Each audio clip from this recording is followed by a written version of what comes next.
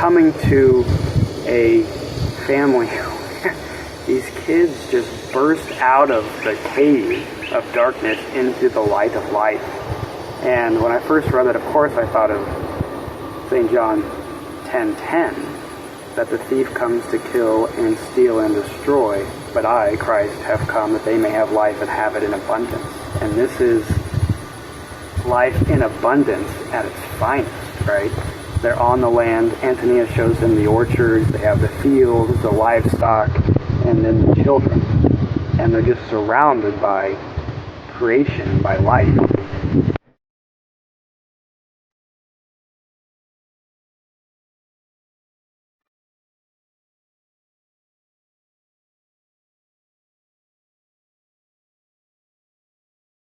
Hello, I am Peter Cardiff. This is Alexander Hurla, and you're listening to Build What Lasts, a podcast of Catholic culture, skilled labor, and the intellectual life.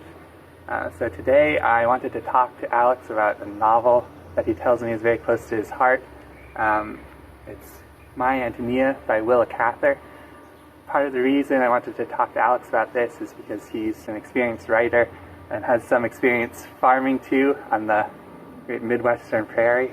And so to talk about one of the great farming novels or novels about homesteading on the prairie with Alex seemed like a great opportunity. So first, for our viewers who might not be so familiar with the novel, what is it about generally, and what drew you to it in the first place? Sure.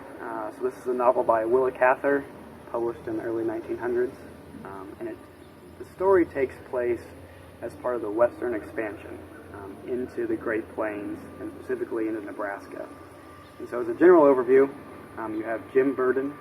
He is orphaned. His parents are from back east, and they pass away, and so he's sent out to the west with his grandparents, which in and of itself is interesting because you have the older generation who's gone west, and the younger generation, his parents, have stayed back east.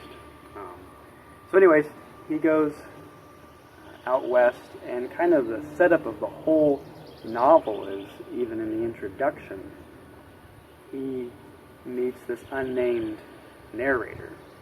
And, you can assume it's the author, Willa Cather, and they talk about this kind of mythical, almost, woman named Antonia that they both knew growing up in Nebraska. And Jim says, we need to write about Antonia. We need to tell the story. And the unnamed narrator says, okay, yeah, let's each write the story, and we'll come together. Well, the narrator doesn't do it, but Jim does. And he first names the manuscript Antonia, but then he decides, no, it needs to be my Antonia, and that is the whole story. So, anyways, it's the story of him and his grandparents on the Nebraska prairie, and then the Shimerda family who come from Bohemia. And Antonia is one of the daughters, and it's their struggles, their successes, failures, successes, all of this on the lovely and sometimes unforgiving prairie as they seek to bring civilization to it. And we'll get into the nostalgia of the story, I think, but that I think is a good setup. And then to the second part of your question, how I came to know the story, I had many professors, probably 3 or 4, I should say, in my undergrad and graduate programs recommend I should read My Antonia. And I had a copy of it, but it was a pink copy with a teenage girl on the front. And I thought, well, that book's not for me. A classic, judge a book by its cover. But it worked out. I mean, it was divine intervention, I would say, because I read it right when I needed to, for it to have the impact it did on me.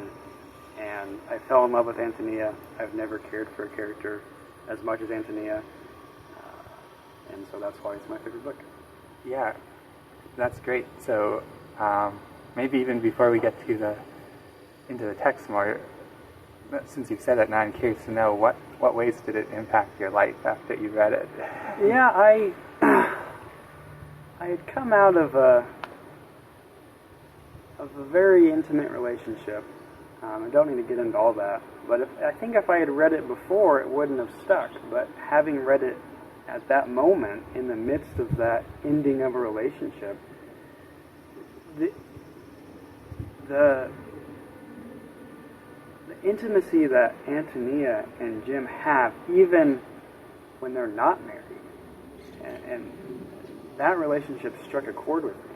And then to be placed on the prairie, which I love, and just show the struggle of living off of the land, but also being in community, and then Antonia trying to have a family at first, and her husband leaves her, and then she grows this beautiful family, which I think we'll get into that part too.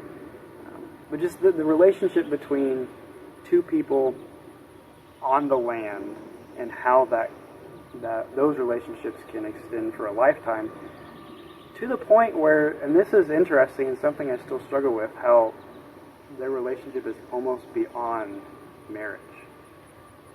And it's something that I still think about, and we'll get into that too, some of the lines. But when I remember reading it, and I thought, it's inevitable that they're going to get married. Antonia and Jim, they have to get married. And they don't. And so just thinking about why that is. But anyways, the relationships between all the people, specifically Jim and Antonia, along with their relationship with the land and the prairie specifically, really stay with me. I see. Yeah, so about family, about how the land creates. Would you say then that that intimacy is created by shared experience on the land? And I think so. Because if you haven't gone through that together on the land, seeing the prairie change over the generations, then your relationship would be less than. Not that it would be a bad relationship, but it wouldn't have the depth that Antonia and Jim's relationship has. Are there moments you'd go to in terms of, I know episodes or things that happened on the land specifically they experienced together? Or is it Yeah, well, the classic one is Jim's battle with the snake. Yeah. The big bull snake, I think it is. I guess we can do spoilers. Yeah, I think so. So you still should read the book. But there's a scene. There's a little background. The Shimerda family and Jim's family, the Burdens, they had a little bit of a fight, I guess. And so there's some division. And then Jim and Ant are still together, kind of walking through the prairie together, and they come on this bull snake. And Jim, he acts swiftly, and he kills the bull snake, I think with a shovel. And to Antonia, he's the hero, right? He saved her. He killed the snake. They bring its body back. But Jim even recognizes, this thing was so old and lazy that anybody could have killed it. But there was something about that mended the relationship, because Antonia then is friends again with Jim, and they go through that together. And he becomes the hero in a way. And so that binds them. And then one about the land specifically, and this gets into the transition of the prairie into farmland, which we can talk about that too. But Jim and Antonia and their friends are having a picnic on the hillside, and this is also one of the famous scenes. In fact, it's the symbol of the logo of the Willa-Cather Museum in Nebraska. But as the children are on the hillside, the sun is setting, and there's a plow. And the sun halos the plow, and it symbolizes the advance of civilization, right? They're taming the prairie. And so they have that connection of seeing the prairie go from the tall grass prairie to wheat and cornfields. And so there's kind of a nostalgia there too, because they realize with the advance of civilization, which I think Cather promotes and agrees with, you still will never see the tall grass prairie like that again. I see. So the fact that they shared in something that is in some way, like the end says, incommunicable, like the later generations, like that maybe creates for them a stronger bond than most people would share, or a married couple even. Yeah, maybe. Particularly if you were a married couple and you didn't go through all of those changes together. maybe Cather is saying that you wouldn't have as close a relationship. Yeah, you mentioned the sense of nostalgia, and that is the first line in the introduction you were talking about before, by Virgil. So I could just read it. Optima dies prima fugit. The best days are the first to flee, from Virgil. So why do you think that leads off the novel for us? Yeah, that kind of sets the tone, doesn't it? And I think that gets into in the introduction where Jim says we have to write the story of Antonia. And it's not Antonia. She is my Antonia. And so it's Jim looking back through the years at this woman who he's so nostalgic for. And so, and then when in the last chapter, Cusack's boys, when he goes back and visits Antonia 20 years later after they have last met, and he sees how she's had this huge family, she's on the land, her husband loves her, and he's married, but it even says in the introduction that he and his wife don't spend much time together. He travels for work. There is something I think that he's drawn back to, like, this is the life I left. This is the life I could have had if I had stayed here. But he made the decision to leave, and so he can't have that. He can't go back to what was. And there's some nostalgia there. But he and Antonia share something, as the last line said, and you mentioned. They have the incommunicable past that no one else has. Even Antonia and her husband don't have, because they both were not there together. Jim and Antonia were. So to ask the question that comes up a lot with literature, if the past is the past, if it can't be resurrected, and if it isn't even communicable, right. Why have novels about it? Why bother? Or, yeah, even for us, why think about it? How should it change my life, or yours, right, or our listeners, right? It's a question that's worth asking. I suppose I would start with what may enter into a rambling answer, but you have to know the stories of the past to know where you are now. You have to know your heritage, even if you're not from Nebraska or from the Prairie or even from the U.S.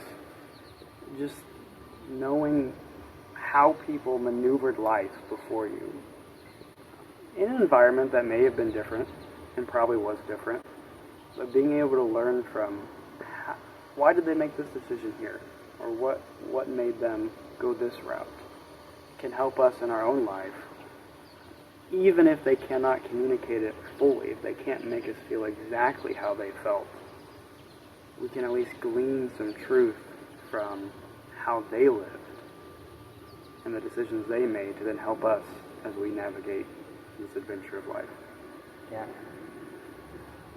How do you think, if this is a fair question at all, how do you think it will change your future decisions? Yeah. Well, it definitely... I've always been drawn to the land, into the prairie.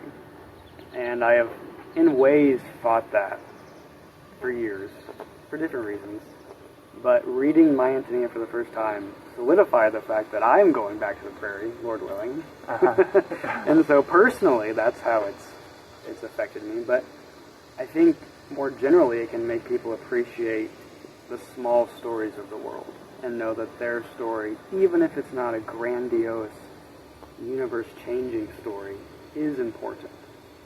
Because in the grand scheme of things, the fact that Jim and Antonia grew up on the prairie of Nebraska doesn't affect most of the world.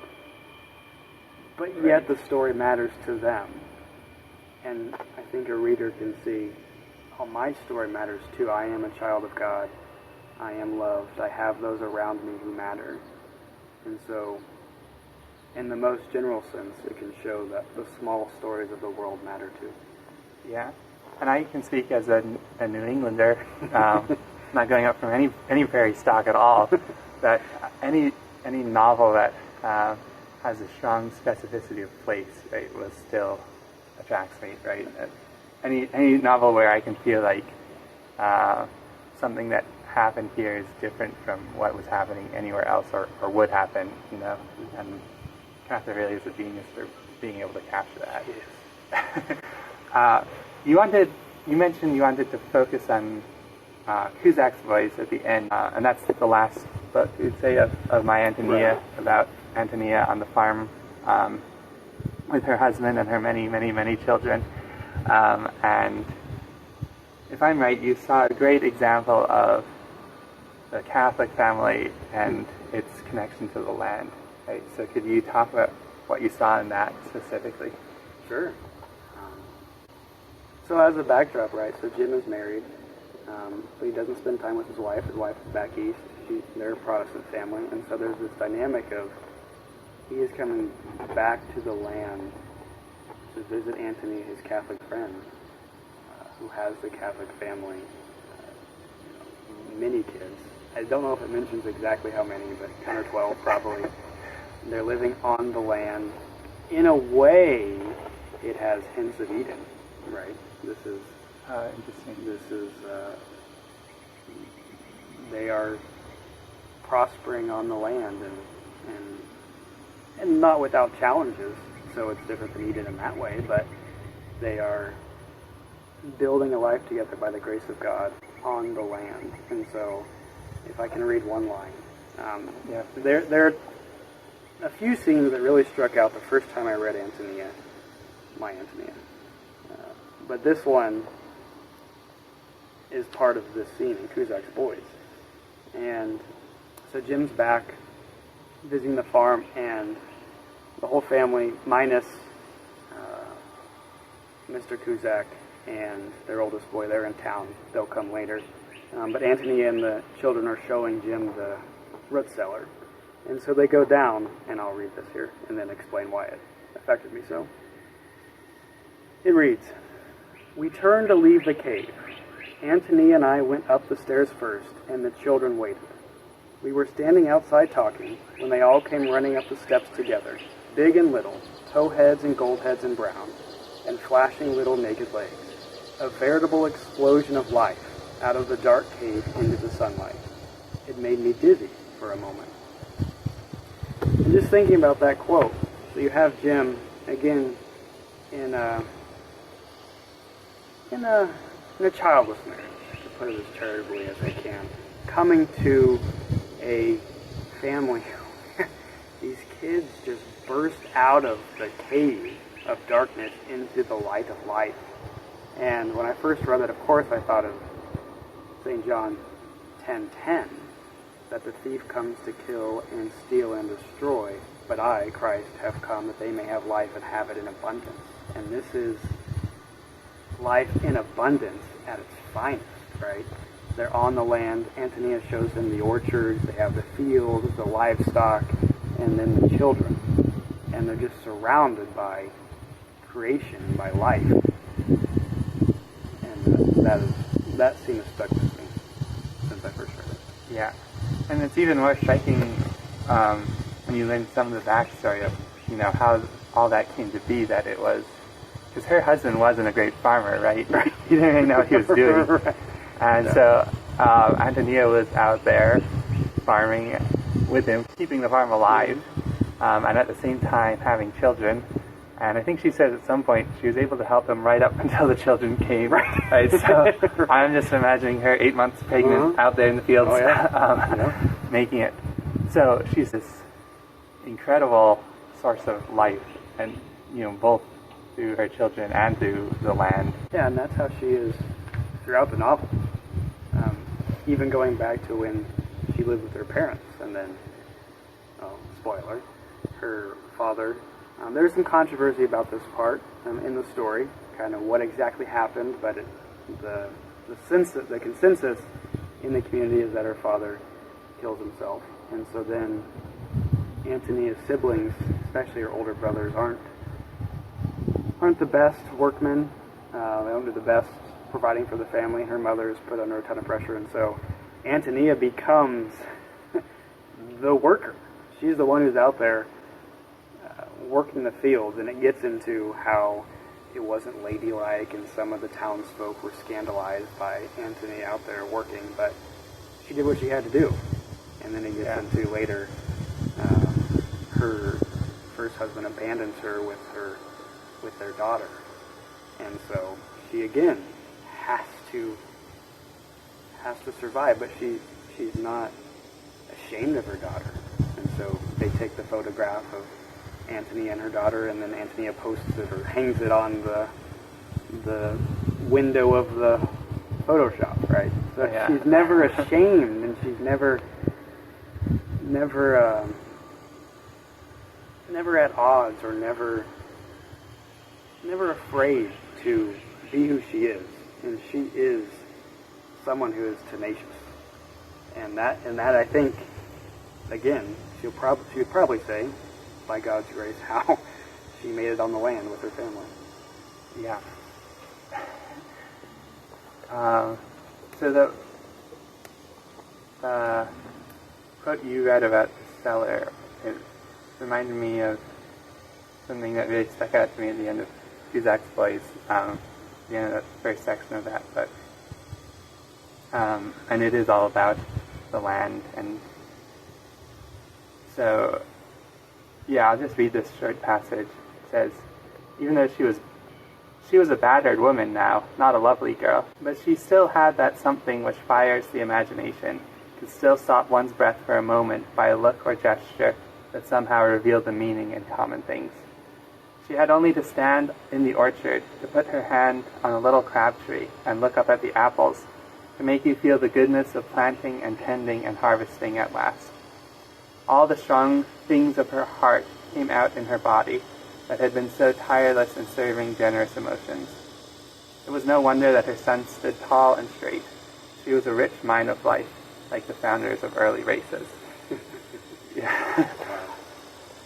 Yeah, it's incredible. What I'm really struck by is this notion that her next to Crabtree makes you feel the goodness of planting and tending and harvesting at last.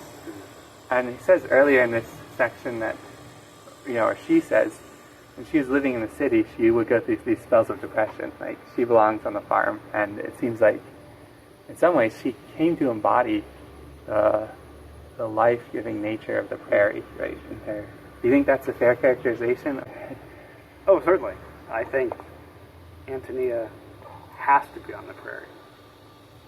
And even though she's Bohemian, she wasn't made for Bohemia. She was made for the prairie. And to the extent almost that she embodies the prairie, or becomes the prairie in some way. And if she were to be anywhere else, she would not be Antonia. She would be something else. And so it takes someone as... I always use the word tenacious to describe Antonia, but yeah, it's the best word I know of, because only that kind of person could survive on the prairie, especially back then, like she did, and then make all others around her thrive as well. Yeah. Because Jim even says somewhere in there that Antonia's husband probably wasn't made for farm life or for the prairie, and I think he even admits it. Mr. Cusack, he wanted to live in the city and see the shows and the plays, but he loved Antonia so much and was so inspired by her that even when he felt down and felt like he couldn't make it, she was there to back him up.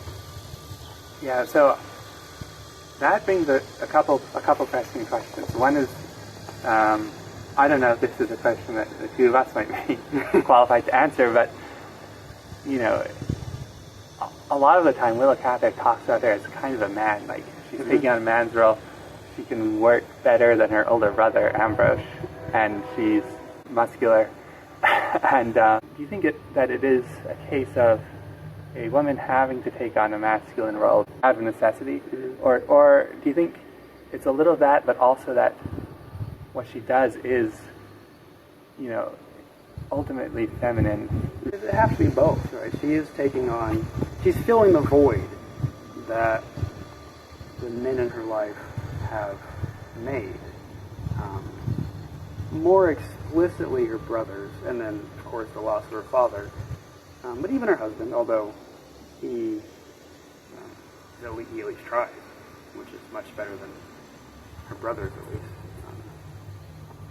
But there is the feminine strength, and the feminine strength isn't only meant to be caged away inside. Of course, she is a wonderful homemaker, as shown, but the feminine can and maybe ought to also be outside, at least in this context, working in the fields. And I don't think it takes away from her femininity or makes her more masculine, but enhances it. Because even as Jim talks about in that last book, she's 20 years later, she's not the young maiden anymore. I mean, she's missing teeth. He says she's flat-chested. Her hands are wrinkled. She's grizzled. She's grizzled. And yet there's the line where he looks in her eyes and says they were simply Antonia's eyes. She is still the feminine. Yeah. Even if she's grizzled. And so she's not more of a man or more masculine. She's just feminine, or she's femininity that's given and given and given. Yeah. You know, I've heard it referred to as the hail damage of motherhood. You know, she's given herself so much that physically she's been affected, but she's still the feminine entity. Yeah, it makes sense to me because there's probably a reason in mythology that the earth is depicted as a mother, right? And it's because it's a source of life for us. And you mentioned the prairie has that in it, but it also has this harsh side. And Antonia able to draw out the life-giving nature of the prairie, and how Jim can, through Antonia, see that about the land. You know, that seems very feminine. Okay, the other question, when you mentioned the plow and the halo behind the plow, that I can see that is a very striking image. Is there some kind of tension between Antonia being, in some ways, the embodiment of the prairie and also the part of the civilizing force that is changing the prairie permanently? Yeah, is there a tension there? Well, I think so, but, and this may be me projecting onto the story, and I'll explain why. So I grew up in Kansas. I'm from Kansas. Lord willing, I will be back in Kansas one day. But most of the Great Plains and the western Midwest were tall grass prairie. And now there is only 4% of it left, and that's mainly in the Flint Hills of Kansas. Mostly because they couldn't plow it up. The pioneers couldn't plow it up because it was flint rock underneath the soil. And so then you get to 2026 where we're in Illinois, the prairie state, and there's almost no intact prairie. Right? It's cornfields, soybean fields, or trees or cities. And so it is interesting that Antonia embodies this prairie, but Willa Cather almost uses the term prairie to also refer to the amber fields of wheat, which isn't the prairie. It's the land still, but the tall grass prairie with all of its insects and grasses and life is gone. Yeah. With the coming of civilization, which is a different life, but you no longer have the pure prairie. Yeah. But it seems like what the prairie had to offer, for it to offer that, it almost had to be. So it's pretty interesting. Yeah, so you almost sacrifice the prairie to bring about civilization, to bring about life.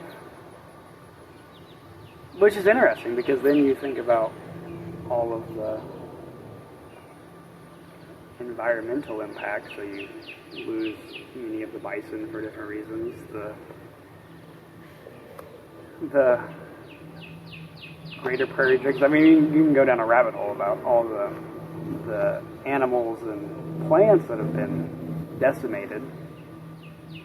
But yeah, maybe for Western civilization to advance, that was necessary. I don't know. That's a big can of worms. I'd have to think through more. Yeah. Yeah, well, it seems like a good place then, unless you have last thoughts on this. No last thoughts. May I read my favorite line Yes. to close us out? Please do. Okay. So, this really gets into Jim and Antonia's relationship. And this is when it solidifies that they're not meant to get married. And this is this is the fourth of the end of the fourth book. So right before Kuzak's Boys, which we've talked about. So Jim's about to leave, and he doesn't know he'll be gone for 20 years.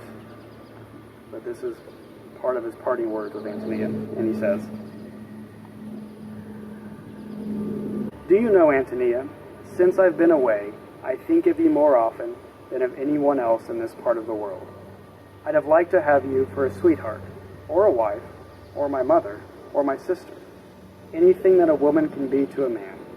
The idea of you is a part of my mind. You influence my likes and dislikes, all my tastes, hundreds of times when I don't realize it. You really are a part of me." Very great. Well, thank you for listening. Next, hopefully we'll have an episode coming out on Homer's Odyssey and farming, the dignity of labor, and Odysseus as a carpenter. Hopefully we can have Alex on again to talk about the novel. Thank you very much, Peter.